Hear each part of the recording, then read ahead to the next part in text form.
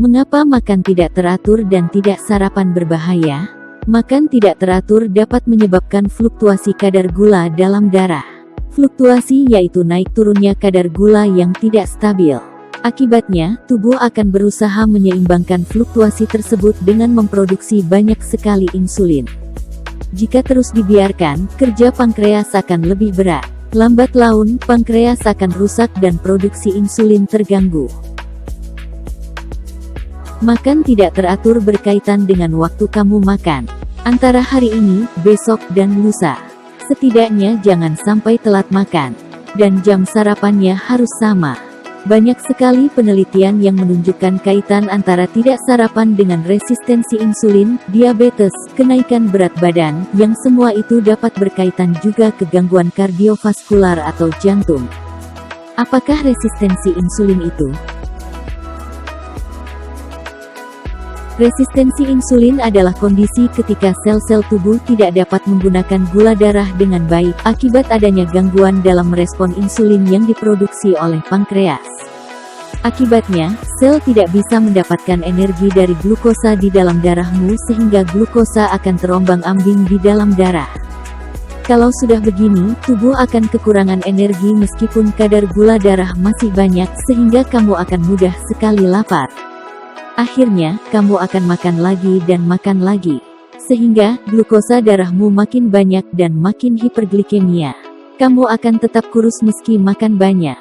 Jika kondisi tersebut tidak segera diatasi, akan terjadi diabetes yang dapat memicu neuropati perifer atau kerusakan saraf perifer. Perifer artinya tepi atau daerah paling jauh dari batang tubuh kita, misalnya kaki. Neuropati perifer menyebabkan kamu kehilangan sensasi nyeri. Akibatnya, kepekaan terhadap rangsangan jadi menurun pada area perifer sehingga kamu berisiko tinggi mengalami cedera.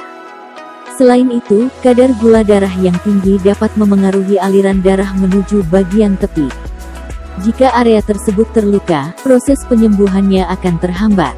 Semua itu diperparah ketika nutrisi dan oksigen tidak tersalurkan secara maksimal pada area luka, apalagi komponen imun. Akibatnya, luka akan terus parah, memburuk, dan berakhir busuk. Sehingga akan muncul gangren. Gangren adalah kondisi matinya jaringan tubuh akibat tidak mendapat pasokan darah yang cukup.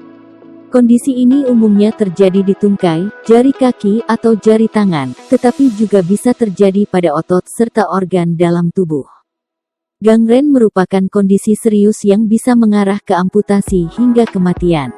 Kondisi ini banyak ditemukan sebagai komplikasi dari penyakit yang menyebabkan kerusakan pembuluh darah dan aliran darah, seperti diabetes. Semua ini berawal dari pola makan yang buruk.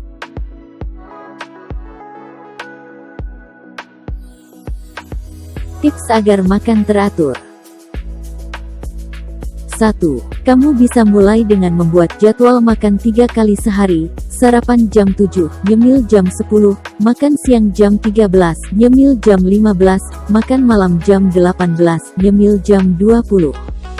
Jika kamu puasa sunnah atau intermittent fasting, buatlah jadwal serupa dan patuhi agar makannya teratur dan tepat waktu. 2. Makan malam setidaknya berjarak 2-3 jam sebelum tidur, dan 4-5 jam setelah makan siang. Sebaiknya jangan makan malam di atas pukul 21.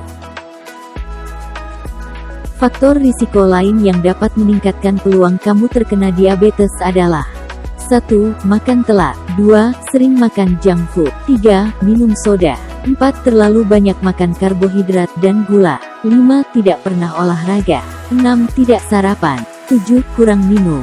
8. Makan terlalu banyak dalam sehari.